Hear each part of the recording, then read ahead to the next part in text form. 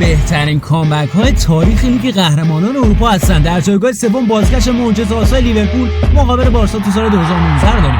بعد از شکست 3-0 در بازی رفت، لیورپول در آنفیلد طوفان به پا کرد و با درخشش اورگی و وانیلاندوم نتیجه رو برگردون. کورنر سریع تنن الکساندر آرنولد هم تیر خلاص زد و پیروزی 4-0 رو رقم زد.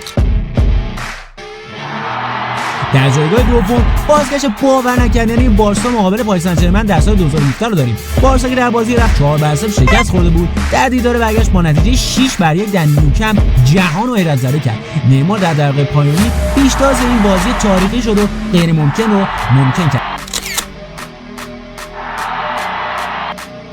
ولی در صدر این فهرست فینال فراموش نشدنی لیورپول در سال 2005 مقابل آسی میلان رو داریم. لیورپول که در نیمه نخست 3-0 عقب بود، فقط در عرض 6 دقیقه در نیمه دوم بازی رو به تساوی کشوند، کار رو به وقت‌های اضافی کشوند و در نهایت هم در ضربات پنالتی پیروز شد. این دیدار همچنان بزرگترین بازگشت تاریخ لیگ قهرمانان اروپا محسوب میشه. به نظرت